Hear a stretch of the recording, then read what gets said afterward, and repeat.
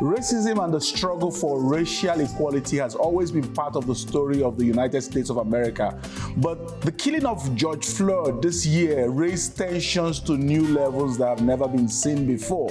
How is the church in America dealing with this? And how are we, the church in Africa, supposed to respond to this happenings? Tonight on Chim Talk Africa, pastor, author, and social entrepreneur John Onwuchekwa joins me via Zoom from Atlanta in the United States of America to discuss this very important issue tonight on Chim Talk Africa. But before we do that, please like this video and leave a comment below. Let's know what you think. And don't forget to subscribe and click on the bell button and share this video with somebody else. From Cape Town to Cairo and from Mogadishu to Dakar, this is Chim's Talk Africa.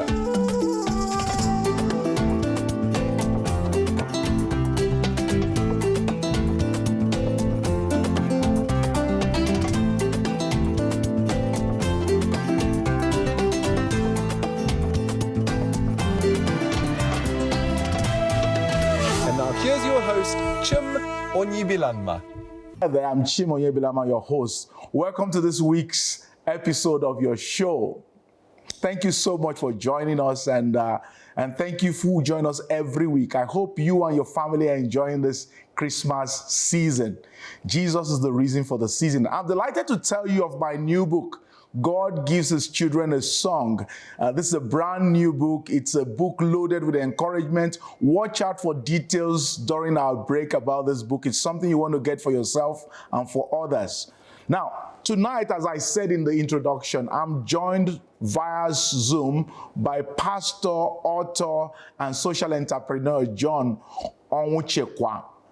John Onwuchekwa, Onwuchekwa, that's an Igbo name. John, how much Igbo do you speak? Oh, not much at all. To my shame. John is the pastor of Cornerstone Church in Atlanta, Georgia, and the author of Prayer, How Praying Together Shapes the Church. He is also the co-founder of Patriot Coffee, which was recently voted as one of Atlanta's best coffee places. John, thank you so much for joining me for this interview. Hey, I'm glad to be here. It's an honor. I'm glad that we finally got a chance to make this work out.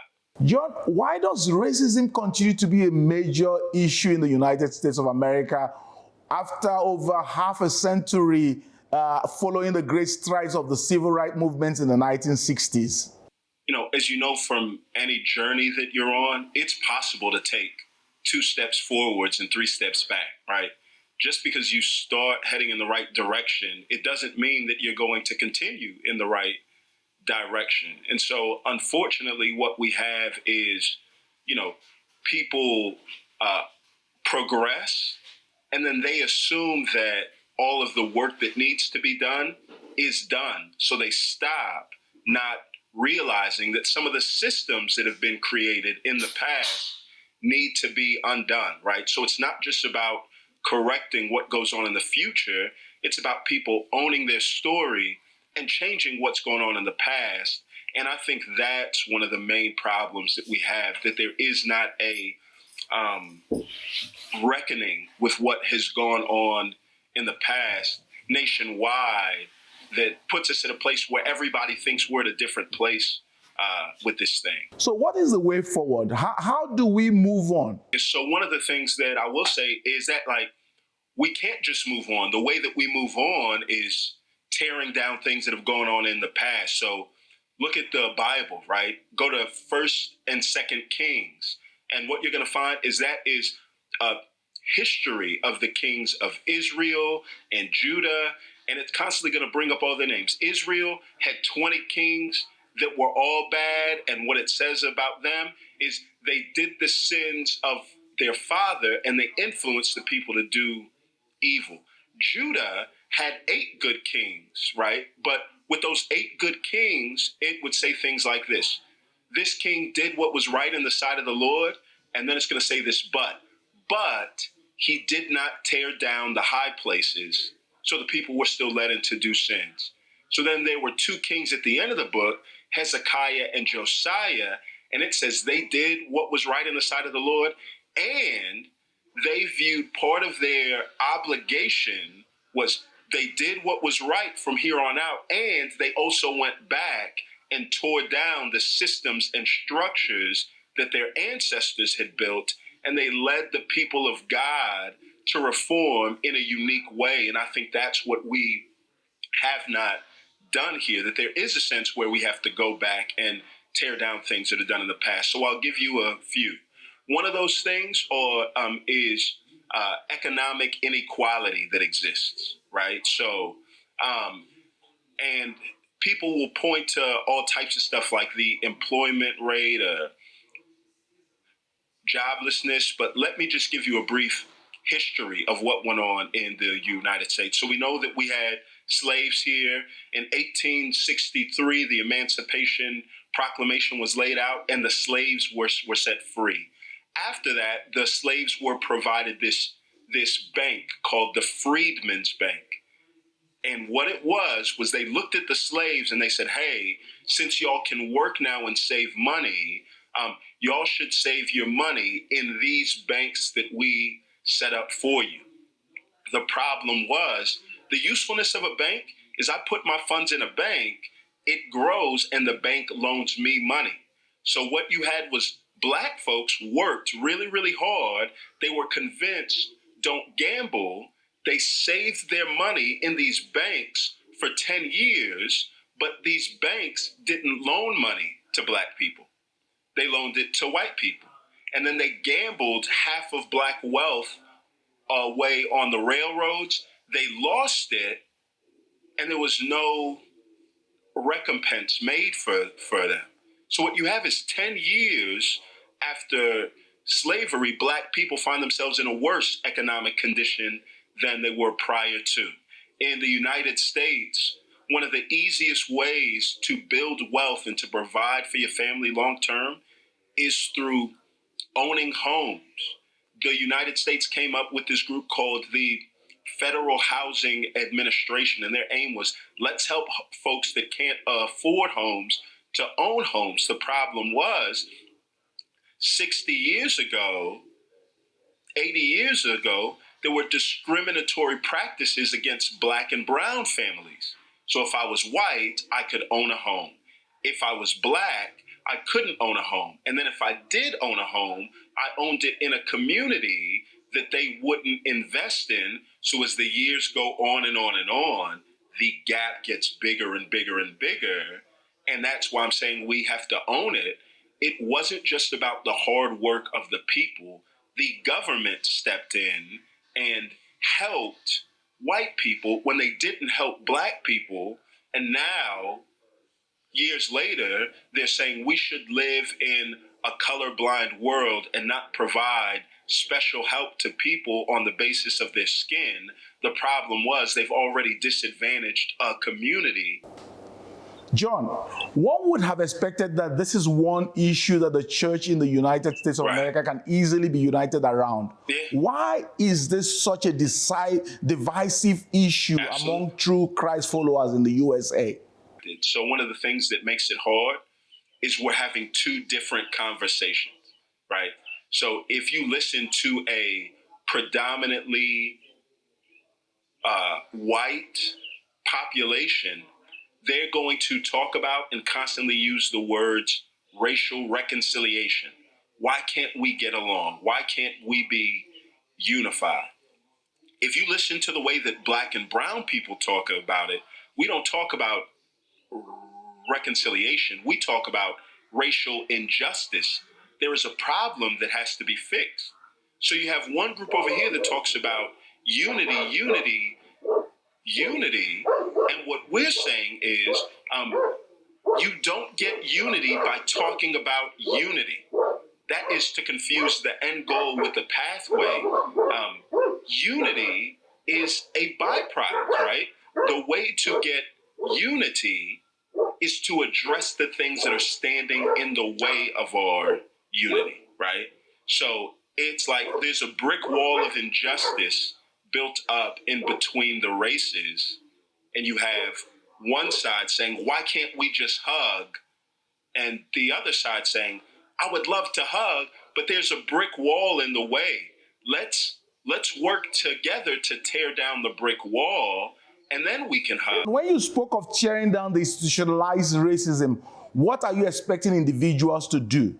Nehemiah was not personally guilty of the sins that got his ancestors exiled. But when he goes back into the land and he is repenting of the sins, he's going to use the word we. So there is a sense of share and ownership. This is wrong. It has been wrong. And the first thing is, can we just agree that it's wrong instead of baptizing this sin in the fact that they were men of their times? So you listen to some people talk about the evil of slavery and their theological heroes, and they excuse it with, well, they were just men of their times. And what we're saying is, no. There were people in their times that were saying this is a wicked, wicked sin. And so we're saying, let's own the fact that what went on was wrong, and let's own the fact that that theological error has present physical implications in the world in which we live, and to have a theology that moves people to address the physical needs is not a departure from the gospel. We're just calling for a more, holistic engagement. So the way that I try to describe it at our church is this: hey, we want the people in our community to experience the hope of the gospel through all five of their senses. That's what we mean, right? So the homeless man in our community that does not have food to eat, right? Giving him a sandwich is not evangelizing him. But a Christian providing him with meals is helping him to taste some of the goodness of the gospel, what God has done, right? I had a professor in school that would say this, I've never seen God turn water into wine, but I have seen him turn wine into milk. And he talked about his alcoholic father who used to spend all his money on wine and not be able to provide milk for his kids. When God saved him and the gospel transformed him, now that money that he would spend on wine, he spent it on milk for his family. And there was a tangible change that his kids could taste. So whenever they taste milk, they taste something of the goodness of God.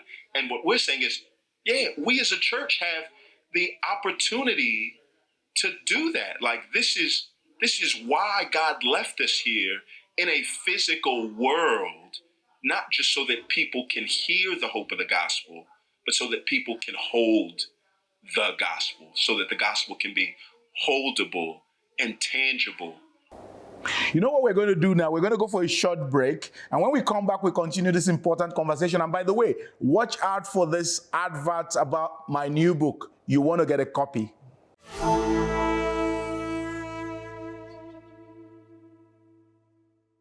The circumstances of life has a way of robbing us of the strength that we need to go on, to be all that God wants us to be.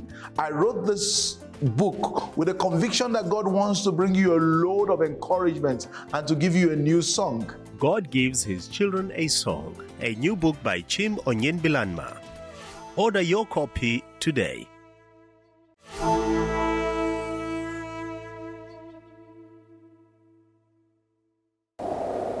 Welcome back to the second part of my conversation with John Onwuchekwa, pastor of Cornerstone Church in Atlanta, USA. John is an author and a social entrepreneur, and he's talking with us about racism in the USA. Now, what do you feel God is trying to say and do through all of this turbulence connected with the race issue? Yeah. Part of what I see is, what I love about the scripture is the Lord never provides a prescription where there isn't a problem. And so now what you have is, globally, the entire world is saying this is a problem. All of our attempts to solve it have fallen flat. And so you have this one problem that the entire world is starting to look at, and they have their eyes on, and they say, what's going to change this? And I feel like that's the setup that God uses to show off his glory, right? The entire attention of the world is on an issue that God has solved in Christ and in the church. So now, if the church steps up and does what the church should do, now the church can show the rest of the world, like, look, there is a problem the whole world's trying to solve. Look inside our churches. We've solved it. And we live in a very pragmatic world where when people see something that works, they go and they say, tell me more. And we can say, I would love to tell you more. And this is just an opportunity to serve up the hope of the gospel on a platter for the entire world. And it falls in line with what God has always done. Now, talking about the global impact of the protests in the USA, I feel that even the recent EndSARS protest in Nigeria against police brutality was partially inspired by your protest there in the US. What do you think? Yes, I did. Yeah. And it's the type of thing where it's like, God's grace in it all, right? And sometimes in order to get a ball rolling, all you need is one small push and it starts to catch on. And so, you look back and those are the types of things that we start to thank God for, because if the protests that took place now took place 60 years ago, and there was no Zoom, and there was no Twitter, and there was no Instagram, there's no way that you could have this type of global reach. But in the providence of God, he allowed things to take place at the right time and to set things up to where I really do think we are on the cusp of some type of global reckoning, praying for some global revival where the goodness of God can take center stage in the greatest of turmoil. As the whole world finds itself in chaos, we're reminded of Genesis chapter 1, verse 2, when God looks down at the earth, it's formless, void, darkness spread over the face of the deep. But the end of verse 2 says this, but the Spirit of God was hovering over the waters. In the midst of the chaos that ensued, God was not absent. God was very much present. And then verse 3, it said, and God said, let there be light, and there was light. And the rest of the first chapter is God doing what he does throughout the whole Bible, bringing order out of chaos.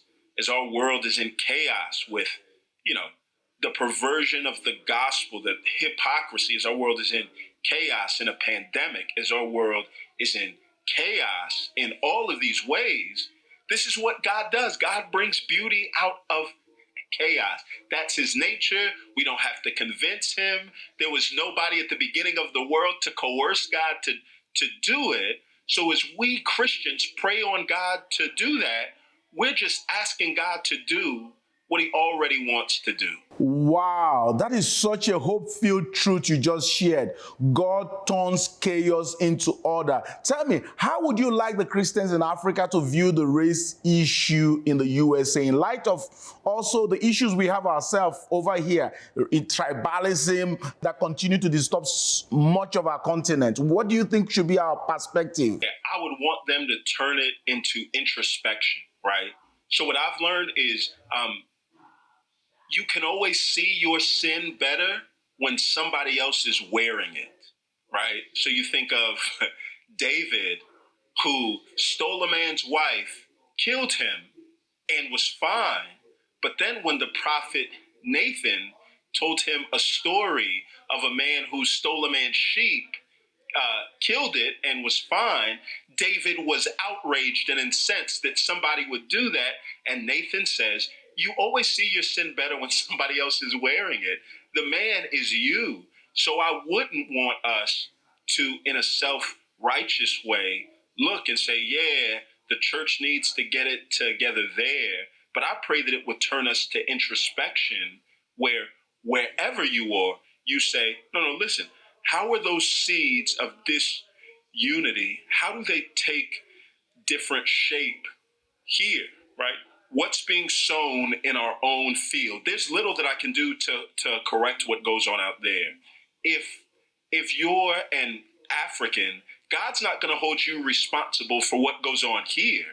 God's going to hold you responsible for what goes on there. So in what ways have you believed past lies about the lesser dignity of another tribe or person or group? In what ways have you allowed wrong historical stories to stand in the way of what God is trying to do there? In what ways have you been okay with the walls of injustice and inequality? In what ways have you been okay and allowed those things to erect and stay there because it benefits you? And now you have a responsibility to let all of this turn you to introspection, to see what's starting to go on the inside, and pray that God would give you the grace to courageously take a stand there. John, before we end, tell us a bit about yourself. Yeah. How did the son of a Nigerian immigrant end up pastoring a church in Atlanta? Yes. Yeah, my parents came over to the States in the 70s. And that's a story in and of itself. Just an awesome story of the faithfulness of God and my mom and my dad. But from the time I was little, my parents instilled the gospel in us heavily. And it was actually the summer before I went off to college, the summer in 2002. So this is 18 years ago. We were in Nigeria for a month. And prior to this time, I was not living like a Christian. I planned to go to a school and play basketball and just live for my own aspirations. And while we were in Nigeria, one of the last days that we were there, we fell into an unfortunate circumstance where we were robbed at gunpoint on a dirt road between Abuja and Enugu on our way back down. And it was there on that dirt road that I was just realized I've wasted my life trying to live for myself. And I prayed that if the Lord would save me, I would spend the rest of my life trying to make him known. And that changed the trajectory of my whole life. God saved us. He provided for us. I'm 36 years old now, and that took place 18 years ago. So at the halfway point of my life, God changed my trajectory. I came back, and my path has just been, Lord, right, what would you have me to do right now? And so I never had an aspiration to pastor. I just spent my life responding to the burdens that were right in front of me. And that led me to evangelizing in my dorm, to feeling like I need to learn the Bible more. And the more that I learned, I saw the importance of the church. And so I went and did seminary out in Dallas and helped to start a church there. And then we saw that there was a need to be able to plant more churches like ours in the communities that we were a part of. And so we moved to Atlanta 11 years ago to start a church. And then I was there for 6 years, and we saw there was a lower income, poor, Black, disenfranchised community. And we hoped to plant a church in the community to help that church experience the hope of the gospel through all five senses. And so my life has not been one of being led by ambition. It's just really been one where, I've been strategically reactive to what God has called me to do. So it kind of feels like Acts 16, where Paul has the dream. And he's like, hey, there's a guy from Macedonia that called us to help. So we assumed God desired for us to preach the gospel there. And that's just been the past 18 years of my life. Wow, what a beautiful story of you. God's grace. I probably need to get you back to share more of your own story, but we have run out of time, John. This is where we have to start landing it. John, what will be your last word to our viewers? Yeah, so, one of the things that I want to just drive in. And it's one of the reasons why I wake up at 4 in the morning each day, right? One of the unique things that I find is at 4 in the morning, you look at your surroundings and everything says that it's nighttime. But you look at the clock and the clock says it's morning, it's a new day, right?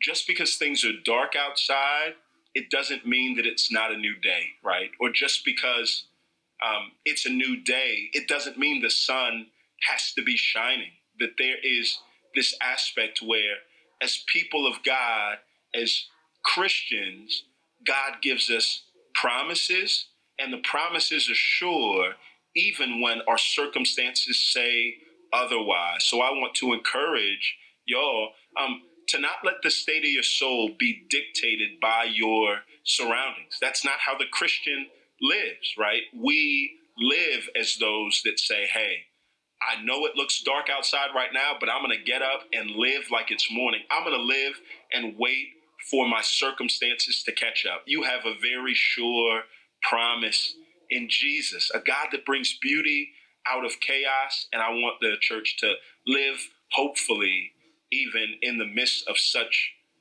hopeless surroundings. So, Thank you so much, John. My pleasure. That's John Onwuchekwa, pastor of Cornerstone Church in Atlanta, USA, and he has been talking to us about the racial issues in the USA. For joining me this week, I'll see you all next week for our special Christmas edition. Make sure you don't miss it. Please like this video and leave a comment below. Let's know what you think, and don't forget to subscribe and click on the bell button and share this video with somebody else.